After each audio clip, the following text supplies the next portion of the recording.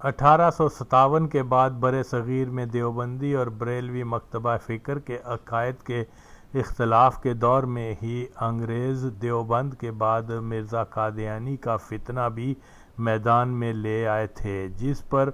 اعلیٰ حضرت امام احمد رضا خان فاضل بریلوی رحمۃ اللہ علیہ نے مرزائیوں کا سوشل بائیکاٹ کرنے کا حکم جاری کر دیا، جس کی وجہ سے مرزائی اپنے علاقوں کو چھوڑ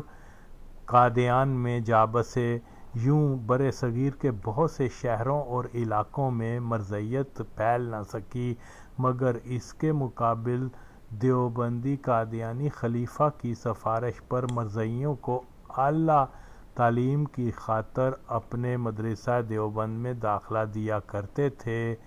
پاکستان میں مرزائیت کا مقابلہ کرنے کے لیے امام احمد رضا خان فاضل بریلوی رحمۃ اللہ علیہ کا طریقہ کار اپنا کر ان کا سوشل بائیکاٹ کیا جانا بہت ضروری ہے، مگر زمینی حقیقت یہ ہے کہ وہ پاکستان کے مالک بن چکے ہوئے ہیں۔ یہاں چند کلپ لگا رہا ہوں کہ مرزائی اپنی زبانی اقرار کر رہے ہیں کہ وہ دیوبندی مدارس میں داخلہ لیا کرتے تھے، مگر اعلیٰ حضرت امام احمد رضا فاضل بریلوی ان کا سوشل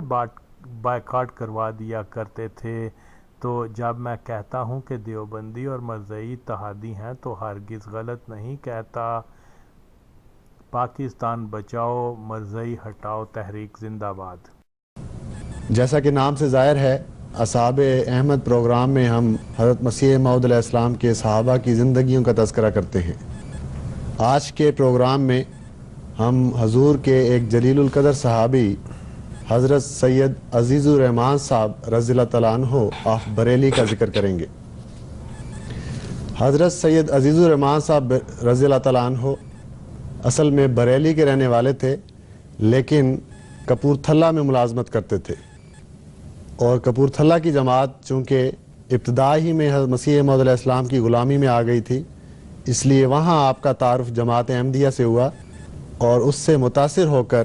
سن 1897 میں آپ نے احمدیت قبول کر لی۔ لیکن بریلی چونکہ مسلمانوں کے ایک بہت بڑے فرقے کا گڑھ ہے، تو اس کی وجہ سے آپ کی بہت مخالفت ہوئی،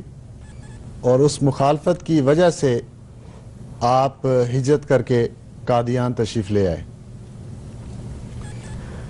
آپ کے والد صاحب کا نام سید حبیب الرحمان۔ لوگ تانے کے طور پر آپ کو یہ کہتے تھے کہ وہ مرزا جی جا رہے ہیں، وہ مرزا جی جا رہے ہیں، آپ کا نام ہی مرزا جی رکھ دیا۔ تو یہ اس سے آپ کی تبلیغ احمدیت کا احساس ہوتا ہے کہ کس طرح کثرت سے آپ تبلیغ کرتے تھے، جس کے نتیجے میں لوگ آپ کو اس طرح چھیڑتے تھے،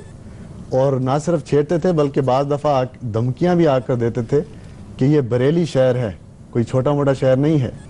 تو یعنی وہ چونکہ گڑھ تھا، میں نے جیسے ذکر کیا مسلمانوں کے ایک فرقے کا، تو اس اکثریت کی وجہ سے وہ آپ کو دھمکیاں دیتے تھے کہ یہ بریلی شہر ہے، یہاں ذرا دھیان سے رہیں۔ لیکن آپ کبھی جو اس قسم کے مخالفت کا ان کو سامنا کرنا پڑا، اس کی نوعیت ایسی تھی کہ وہاں کے علاقہ کے مولویوں نے اکٹھے ہو کر ان کے خلاف فتویٰ دیا اور ان کے دروازے پہ لٹکا دیا کہ ان کا مقاطع کیا جاتا ہے، ان کا مکمل طور پہ بائیکاٹ کیا جاتا ہے۔ سن 50 میں ہم نے جو بات طالب علم تو چلے گئے مولوی فاضل کے بعد، لیکن جنہوں نے آگے مبلغین کلاس میں داخلہ لیا،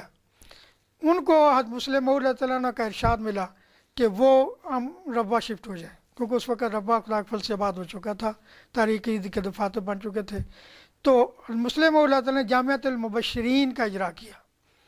اور اس میں آپ نے جو اساتذہ پڑھائے تھے، بھجوائے تھے ہائر تعلیم کے لیے دیوبند میں، دلی میں، دوسری جگہوں پر، مولانا غلام باری صاحب تھے، مولوی حکیم خورشید احمد صاحب تھے، مولوی محمد صاحب جلیل، ملک سیف الرحمان صاحب، محمد صاحب ثاقب، مولانا ابو المنیر نور، یہ سارے کے سارے گروپ کے تھے۔ تو ان کو وہاں لگایا گیا پڑھانے کے لیے۔ تو ابتدا میں ہمیں علم ہے کہ یہاں جب لنگر خانہ ہے، ہمارا دار ضیافت ہے، یہاں تاریخی کوارٹر تھے کچے،